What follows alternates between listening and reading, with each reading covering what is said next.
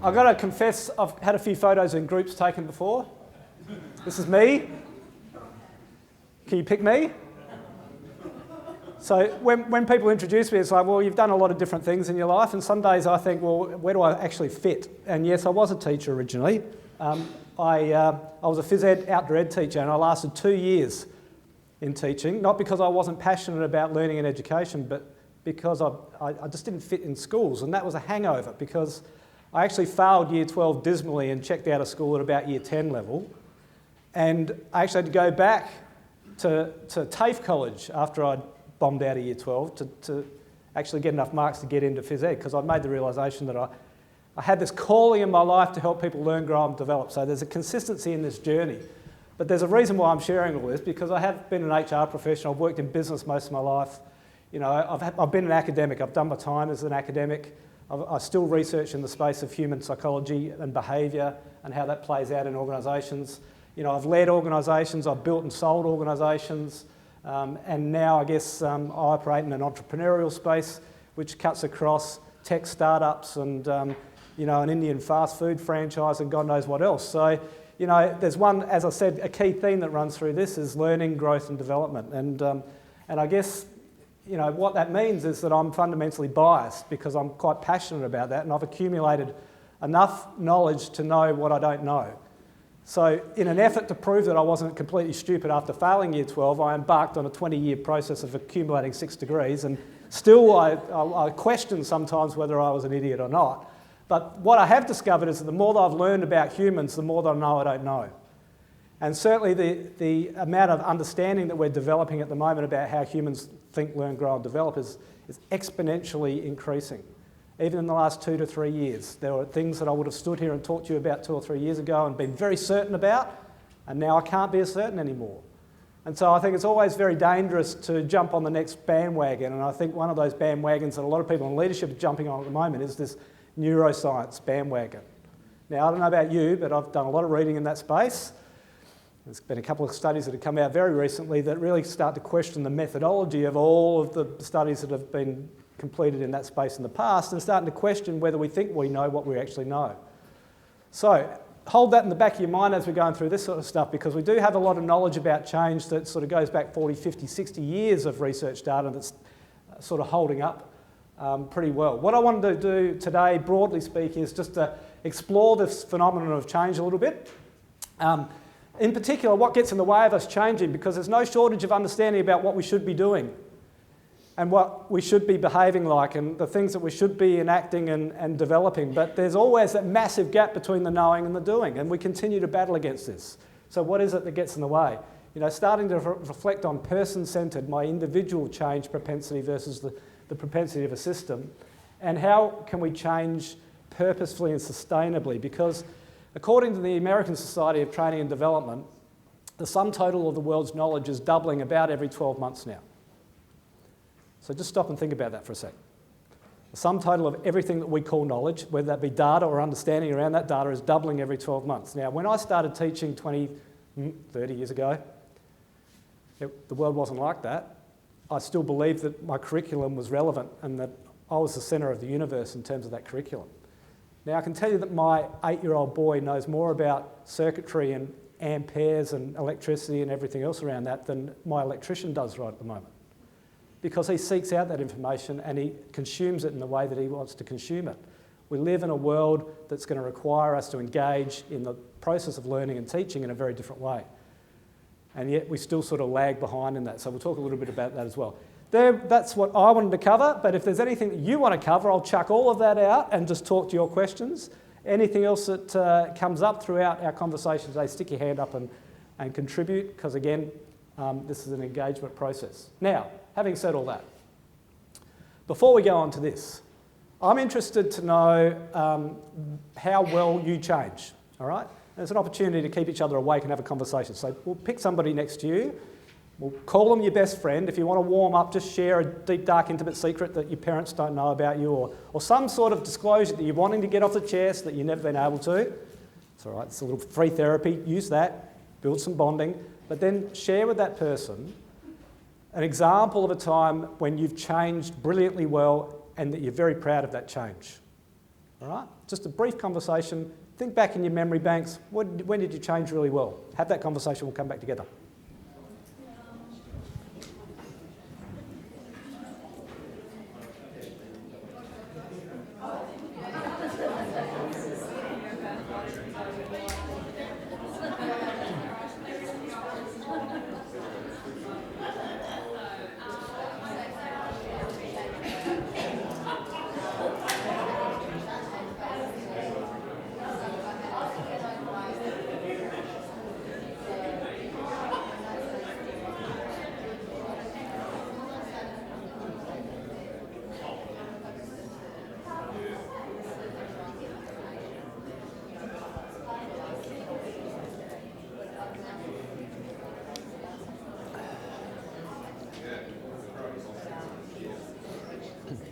Okay, come back together again. That's just a quick conversation.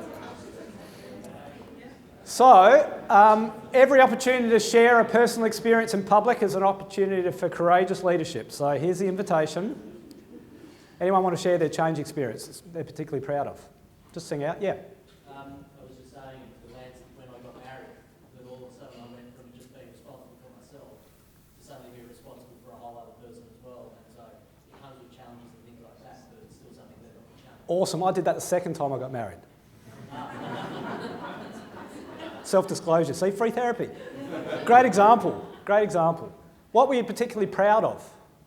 That I could adapt to any obstacle or issue that was presented and that we would work our way through it. Okay, what was the level of motivation around doing that? Because I love her. Was it high? Yeah.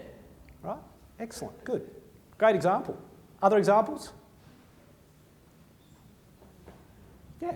When I left my job and had my daughter, Awesome. changed from being a full-time worker employed in TAFE and became a full-time mum. So you jumped off the ledge, so to speak, into a totally different world. Yeah. Was it scary? Not really, but I think that's because I just roll with whatever comes, really. Okay. I get passionate about it, Yeah. but So you're passionate about being a mum? yeah, I suppose. Oh yeah? It's all right. It's in what you do, I think. Absolutely. What you expect. Sure, excellent. So you leapt into it and you engaged yourself fully. Yeah. Yeah, cool. Any other examples? Thank you for sharing that. Yeah. Carrying my mum who almost nearly died, but bring her back to life. Awesome. So what are you particularly proud of? It's not about proud of, but it's about learning of the nature of life. That Okay. we all go through that cycle. So there was a bigger picture involved? Yes. Yeah? Okay. Excellent example. So when people tend to change, there tends to be a couple of things that are consistent around people's changes. One is that they feel quite strongly about it, whether it's passion or whether it's motivation or whatever it is, there's a strong feeling around it and there's a strong desire to head in that direction, right? And quite often there's a bigger picture involved. So there's another thing that's running in the background that says, you know, this is important. So there's a subjective sense of importance and commitment to that. And that's something that is very difficult to engender in people unless it's self-directed, if that makes sense. And one of the things that we really struggle with is the core dilemma, which is change is often forced upon us. And certainly in organisations, change occurs for people in a lot of cases without their consent, if that makes sense. And there's a lot of resistance to that in organisations sometimes too. When organisations tend to change, they tend to expect a lot. They expect the change to occur very quickly, and we all have different time frames around that. You know, grieving is a really good example of that. You know, people have different expectations around grief. I'll give you a really personal example right at the moment. My mother-in-law, who I was very close to, died 3 weeks ago. And from me personally, it's been an incredibly challenging process for me because the expectation of me by some people around me is that because she was my mother-in-law, that there is a compartmentalised grieving process around that, and it's probably not all that significant. But the reality for me was that the quality of relationship was very intimate and we were best friends. So I was, I guess, less losing a mother-in-law but more losing a good friend. But people have expectations around how I should respond to that and how long and how intense my grief should be. And that's a very personal thing. So the change process is a very personal thing. And I can't know how you're responding to the change because I can only see your behaviour, and that may or may not represent how you're feeling at any given point in time. So I may or may not like this change process or think it's right, but it's happening anyway, and I've got to go along with it. So that's one of the big dilemmas. So the story around change, though, has become a bit convoluted over time. So I thought I'd fill in the gaps a little bit, because once upon a time, somewhere, sometime, someone in an organisation decided that change was a noun, which is a really interesting challenge that we've got, because change then became an event, a series of events, and it needed to be managed. And that really gave rise to a whole industry that we call change management now. Have you been experiencing change management? Has anyone experienced that? Yeah, it's interesting, isn't it? And change became one of those really complex and inconvenient and unpredictable and unwieldy things that I needed to really manage tightly. And so when I manage that tightly, I create a project plan around it, don't I? And I build a Gantt chart around it, and I have a whole bunch of critical nodes, and if I follow myself through there and I communicate in the right way and I send out the right messages, then my change process will be nicely boxed with clean edges. But unfortunately, humans aren't that way. They don't work that way. But managers, when they're doing that, they feel quite competent, and they feel very responsible, and they feel dutiful, and they're performing their duty very well, and they feel safe and secure. Safe and secure in the fact that they're going to keep their job because they're doing it well, and safe and secure because the change is being enacted. And this notion of the illusion of control gets created. If I can measure things and control things, then I feel safe because I've got the illusion of controllability. But guess what? Change is a verb. And when you start to look at it as a verb, as a process, it becomes a very different proposition. It's a very inconvenient truth. It's a state of perpetual motion and dynamic equilibrium, convoluted terms. But everything is moving constantly, depending on what context and perspective you take and where you sit in the system. So you are changing right now as we're sitting here. Everyone and everything, all the time.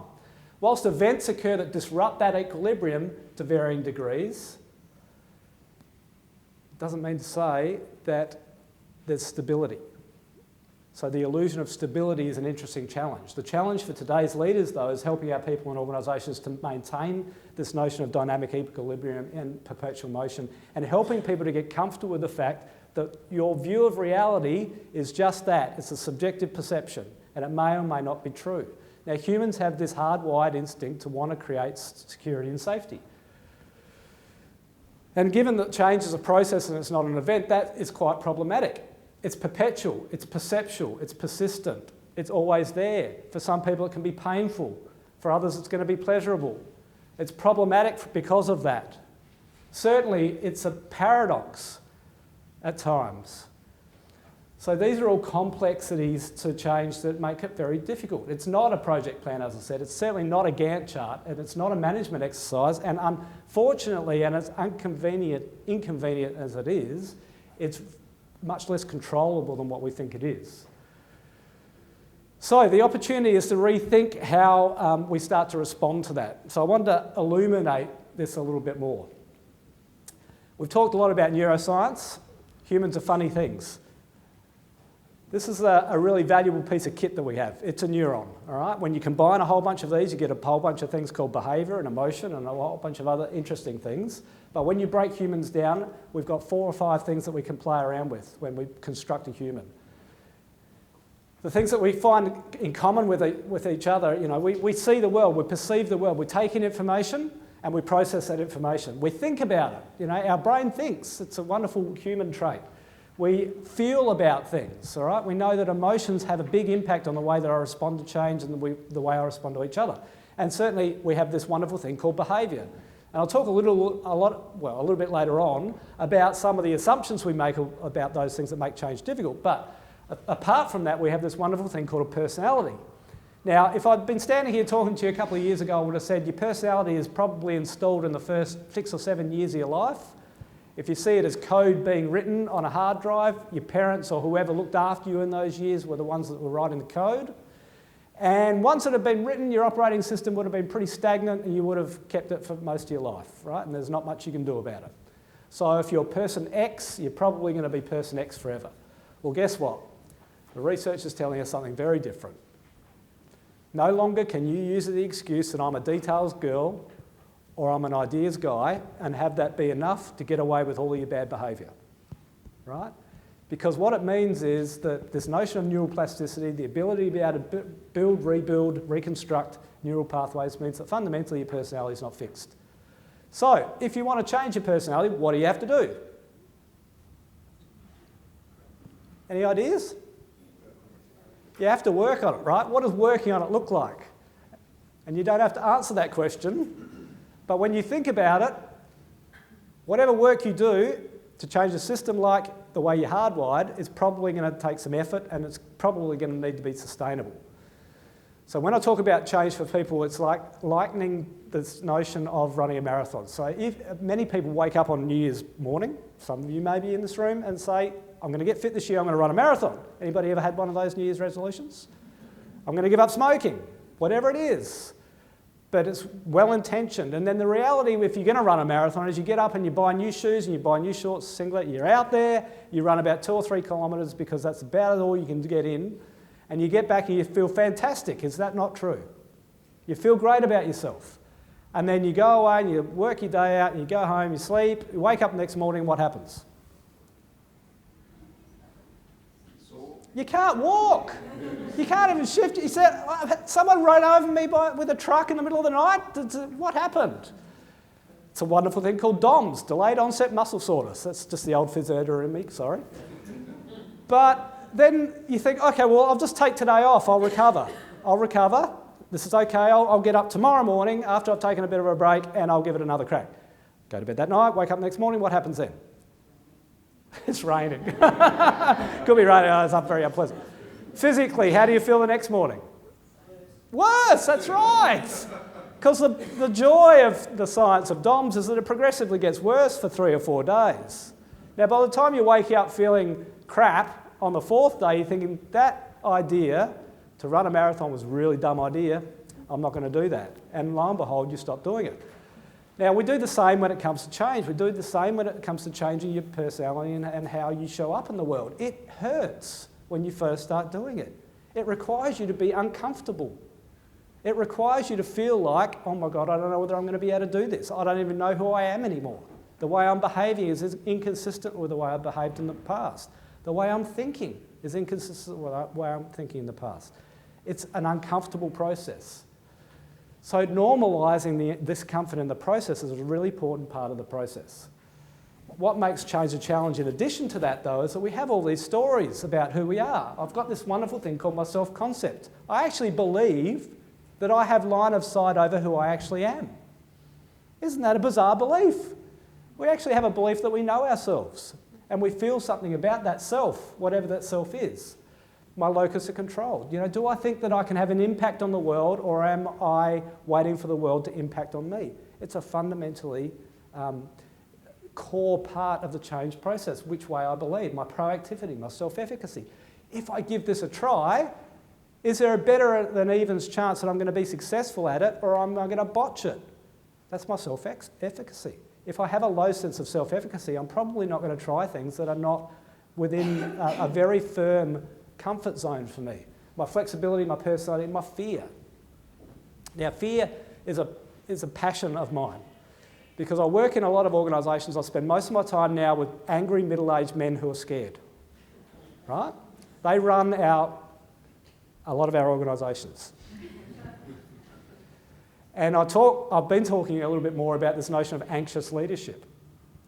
You know, where you start to see really strange behaviours in organisations. You see yelling and anger and resentment and table thumping and repudiated, behaviour and God knows what else. It's a very interesting environment that we see in organisations. But at the guts of it is this.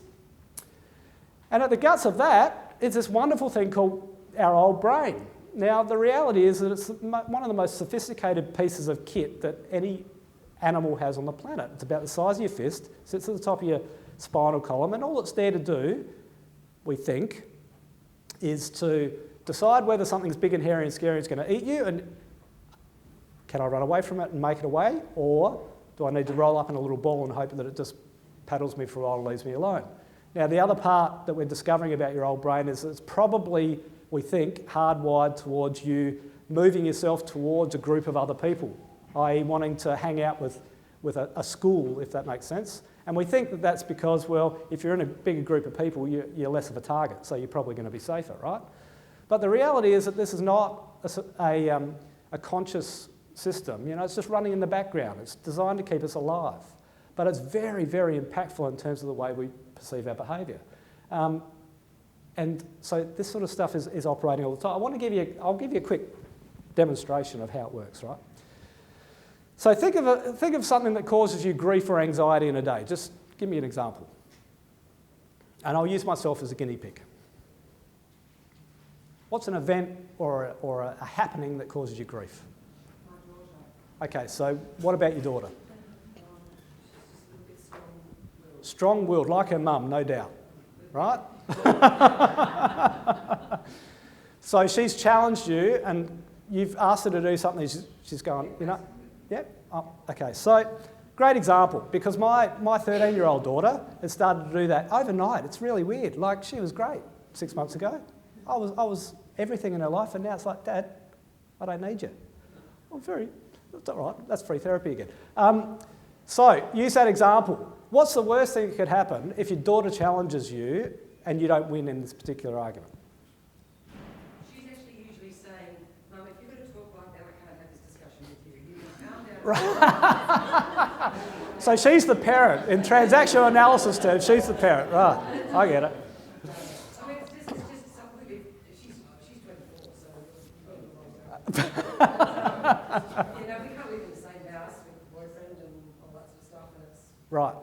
So what's the worst thing that could happen if you don't resolve this issue? And disasterise. I don't want you to be rational about this because guess what? Your old brain's irrational. So just disasterise. What's the worst thing that could happen?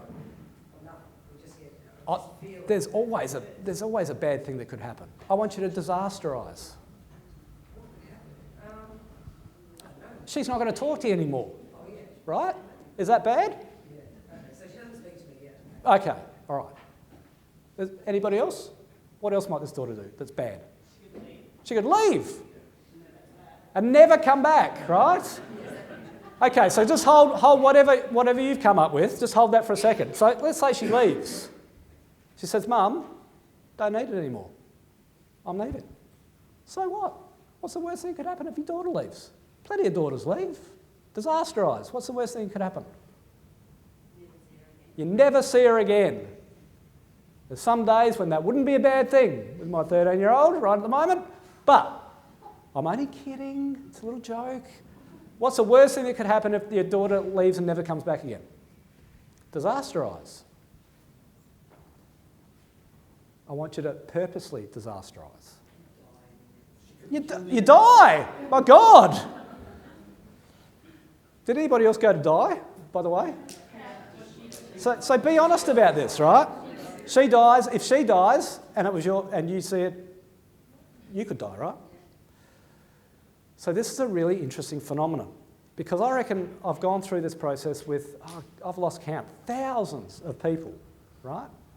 And most will go from whatever is causing them a little bit of angst or grief, the stimulus, to I'm going to die, oh my God, this is certain death, in between 3 to 7 steps, right? Now, that's really weird, don't you think? How do you go from having a conflict with your daughter to, my God, I'm going to die, in 3 steps? But guess what? That's what your old brain's doing.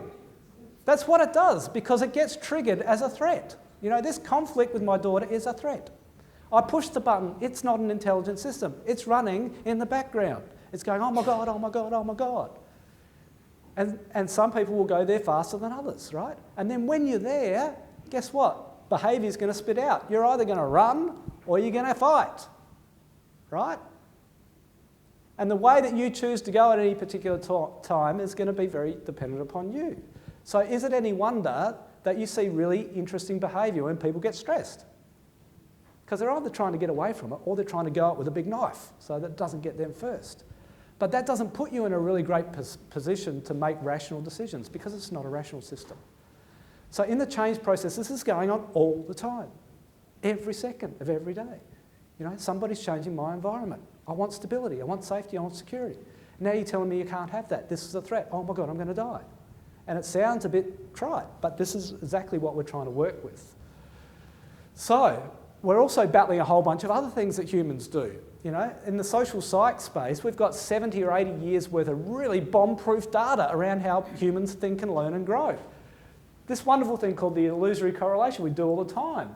You know, it's a phenomenon of seeing the relationship that one expects in a set of data, even when there's no relationship that exists. We make up stories and we grab data to support our story. It doesn't make it real, it just makes it very effective at grabbing the bits that support your story. It's an illusionary correlation. In science, we see it all the time. We see what we expect to see. And we expect to see things that fit with our story about what is. So narrative is very important. The false consensus effect, the tendency for people to overestimate the degree to which others agree with them. This is hilarious. People readily guess their own opinions, beliefs and predictions to be more prevalent in the general public than they really are. People think like me, don't they? Surely you'd have to agree with this. I'm sure that we're all aligned. You know, how many staff meetings have you heard we're all aligned on this? It's very difficult to assume that because it's just not a safe assumption. There is a false consensus there. People don't always behave consistently with their intentions. Isn't that bizarre? Don't people behave in a way that's consistent with what's going on for them internally? Well, the answer is no. The research is really clear. People's behaviour spits out in their best attempt to have an internal need met. And a lot of the time, that doesn't even correlate. I'm just doing my best to try and muddle my way through. We often assume that people's intentions and dispositions correspond to their actions and behaviour, and that's not the case. So if you're behaving like a real pain in the butt, it's probably not because you're inherently a real pain in the butt. Now, how often do we collectively, and I do it still with kids, it's like, how many conversations have you had about that problem child in the classroom? Oh, the he's or she's. It's like, well, that's very interesting. Just get behind the behaviour for a minute and ask yourself, why would they be attempting to behave that way? What need are they trying to have met? That's a tough place to be in sometimes when you've got difficult kids. We tend to generalise those assumptions to all similar people and situations. So we love making generalisations about people. We grab a little bit of data, and humans, we'll make decisions on as little data as possible, and we stereotype. And we come up with schemas, because guess what? That's what we're hardwired to do. That's what we do. Over time, people begin to behave as you expect them to behave. Who would have thought that? Behavioural confirmation. Halo effect. Remember that one? Your judgment of an individual is higher or low performer will tend to persist even in the face of evidence to the contrary, and that's the key bit. Happens in organisations, happens in schools all the time. If I make a decision about who you are, it's more than likely going to stay that decision, even in the face of evidence to the contrary. That's what we call belief perseverance, down the bottom. And then we tend to search for evidence in that process that confirms our view of the world. Now, this is uncomfortable as a human being. I'm a human being, allegedly.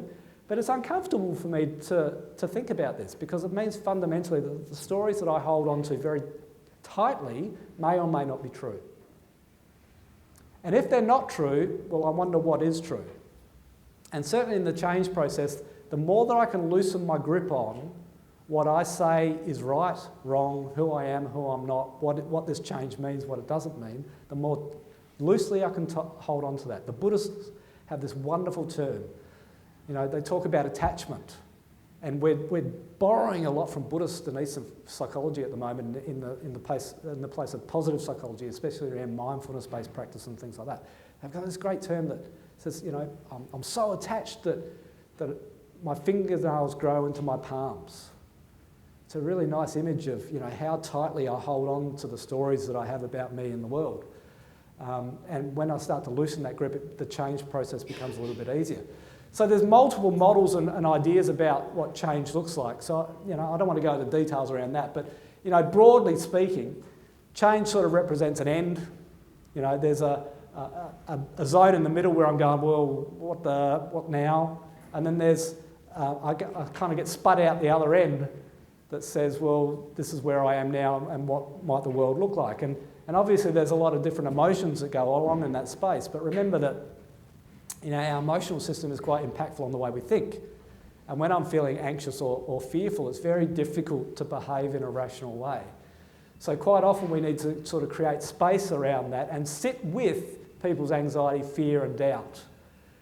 And when I'm trying to manage my way and force my way through a change, that's at a pace that doesn't always match my emotional system. And I don't always like sitting with your emotional pain and suffering, because guess what? If I have to sit with your emotional pain and suffering, that makes me uncomfortable, right? So can't you just kind of get over it so that I feel better? Can't you just sort of move on? Because it's really uncomfortable.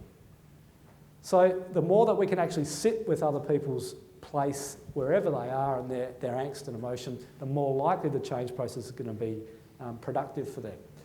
So there's all these different forces that are sort of drawing me towards the change or resisting the change. So bear in mind that there's a multiple effect here. For some change that's very self-desired and you're highly motivated to move towards, then that, driving force is much higher than the restraining force. But what about those people who are in a situation they're quite happy and comfortable and they don't want to move? Then, they're going to want to stay put. So being aware of that before we start or while we're in the process is really important. Keegan and Leigh have done a lot of really great work on this notion called the immunity X-ray as well, starting to surface the phenomenon of change in a different perspective. So he talks about visible commitments. So what am I really committed to? Now that could be an idea or a belief or a story that I have about myself, hence coming back to that story's notion of how tightly you grip hold of it. What are my commitments to hanging on to this? What are my commitments to moving towards as well? So if I'm really interested in changing, what am I really wanting to change towards? And how committed am I to move in that direction? How badly do I want to run this marathon? Really, how badly? And then I start to look at, well, if I'm not running my marathon now, what am I doing or not doing that keeps me stuck here and not running the marathon? So starting to map out, all those things that are going to help me to make the change versus hold me back is a very valuable process. So I'll give you an example. After I made it through my first week of pain and suffering in running the marathon, because I've done this, believe it or not, I asked myself, especially in the middle of winter, I find this, and I wake up and the alarm goes off at 5:30 and it's raining outside and it's freezing cold, and what do I ask myself? Why? Are you mad? I ask myself, do I really feel like getting out of bed and going running, right? Have people had that experience? Now, what is the answer? No. Is the answer ever anything else than no when it's raining and cold? No. I don't know anybody who goes, yeah, I want to get out there and freeze my, off. But it just doesn't happen. The answer will always be no. So how do you negate that process?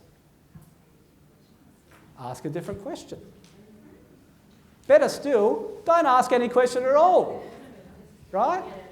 Just get out of bed. And my wife is a legend at this. I don't know how she does it. She's been doing it for 10 years. It's like, alarm goes off, straight out of bed, straight into her running shoes. If I'm talking to her, she's still asleep, but her feet are walking. But she's not asking herself how she feels about that. She's just in auto mode, right? Because whenever you ask yourself how you feel about a change, unless it's a very, very highly motivated and passionate commitment to a new way of being, the answer will always be no. So just become aware of, you set yourself up here, and developing tools and techniques to set yourself up for success are going to help. And then you've got all these hidden competing commitments. So another one that I've got in the middle of winter is, especially if I leave it for a little bit, so I've got to get the kids to before school care. So I'd kind of be a bad dad if I didn't do that. So I better not run, because I won't have enough time to get the kids ready. So there are hidden commitments, yeah. Yeah. How do you stop that process of asking, for example? How do you stop asking? Yeah. That's exactly right. Stop asking. Ban questions in your head, all right? It's easy. You talk to yourself very severely now. You say, I will never ask myself how I feel when I wake up in the morning. Never again. Just commit to that, right? Are you going to get that right? I'm referring to other people around me that Oh, I keep telling that, stop thinking. oh, you want other people to change and they're not changing. No. Damn those people. So this is really interesting though, isn't it? Because the question is, how do I get other people to stop thinking. And what's the answer? You can't. That's right. And that comes back to the original point. This is a very frustrating thing, especially for teachers. What do you do when you can't teach kids? Because they don't want to learn. Like, I was a shit of a kid in school. My teacher said, he's got so much potential. Why doesn't he just engage? It's like, school sucks. You're telling me to do a whole bunch of stuff that I can't see the relevance in it. You're telling me a whole bunch of things that I don't agree with, and then you're wanting me to do this because it's always been done that way. That's the worst thing to do to me. It's like, oh, well, it's always been done that way. Yeah, right. Well, that's the reason why I'm not going to do it. So I was the most frustrating kid in school. Did wanting to change me? No. When did I change? When I was ready. When I was ready. Now, this is very frustrating because we can create an environment for readiness, right? If people had developed an understanding of my complexity and listened a little bit more rather than tell me, maybe that would have made a difference, but we're hypothesising. So, takeaway is that people will change when they want to change, whether you like it or not. If you have a problem with them not changing, that's your problem to change. It's not their problem for not doing what you need them to do. Does that make sense? People may not be ready for life. That's right. And you're going to have to live with that, right? And that's the uncomfortable thing, all right? So this whole change thing it's more, as you'll discover, it's an introspective process of how I respond to change and understanding more about how I do it, yeah. It's like with addiction. You will only people will only change when they're ready. That's right. They have to hit often they have to hit rock bottom before they're ready and need to do with that. Now, when you see people who aren't ready to change but you know they could and you would really like them to, You can only ask questions that will try and bring along that process of what's the barriers to change. you can do it. You can try a whole bunch of different things, right? And where does that come from?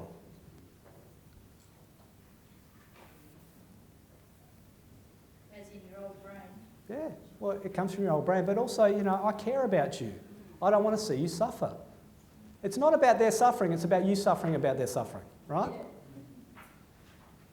Why is it that I've got a tendency now, as embarrassing as this is, to become a helicopter parent? It's like, man, what I'm getting stressed about with my kids, if I'd applied to myself when I was a kid, it's like chalk and cheese. I'm seduced into this, everything is dangerous now.